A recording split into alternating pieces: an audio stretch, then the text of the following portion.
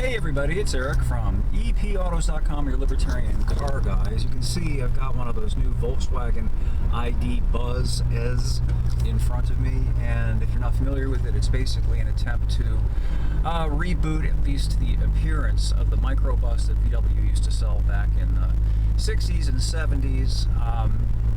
And I'm very ambivalent about it because the only thing it really has in common with the old microbus is that it sort of kind of looks like one. In every other way, it's a totally different type of vehicle. Of course, it's an electric vehicle. So let's start there. The old microbus, one of the reasons it was inexpensive was because it was simple and basic. It had a Beetle drivetrain, which meant that it had a horizontally opposed air-cooled 4-cylinder engine and a 4-speed manual transmission. Really, really simple.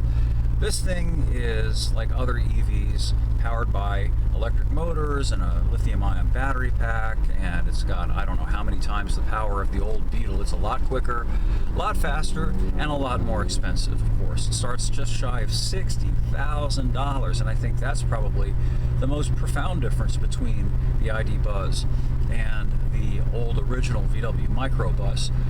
Very few people can afford to spend close to $60,000 on anything, irrespective of whether it's electric and looks like an old microbus. That is a lot of money to spend on a vehicle. And you know, it presents an interesting incongruity in that Volkswagen literally means the people's car. That's the origin of the brand. It was designed originally to be a car for the masses in Germany, very much emulating the idea of the Model T Ford in the United States, which was a basic car that pretty much anybody could afford to drive. And now it's become an expensive car for the Ubermensch, kind of, if you will.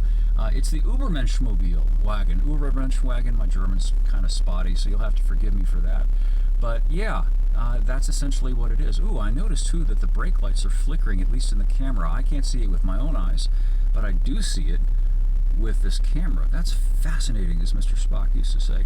Anyway, you know, I think that they've kind of screwed the pooch in a way, in that it's self-limiting. There are only so many people who can afford to spend 60 grand on this thing, so it's going to probably be a relative handful of aging, nostalgic hippie types who may have been poor back in the 70s and now they're affluent and they want to kind of revisit their youth, except they don't want to deal with an old microbus and the carbon monoxide fumes and the no heat and all the rest of it. So they give themselves an ID bus.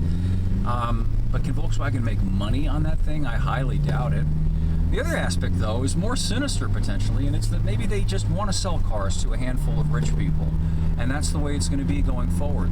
That vehicles now are going to be kind of an affluent indulgence of the very rich, as opposed to something that everybody has. I've been writing about this trend for some time, and I do think there's something to it. I don't think I'm being paranoid.